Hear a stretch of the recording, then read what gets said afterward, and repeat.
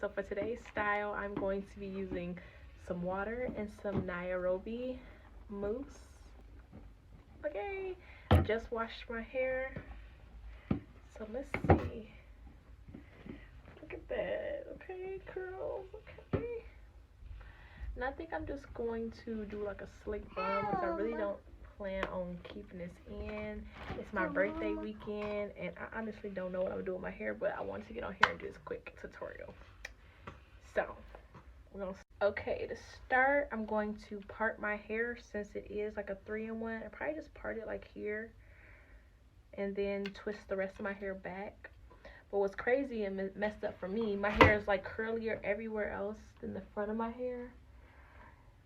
So we're gonna have to do some work to get this to blend with the curls, okay? So let's just start parting.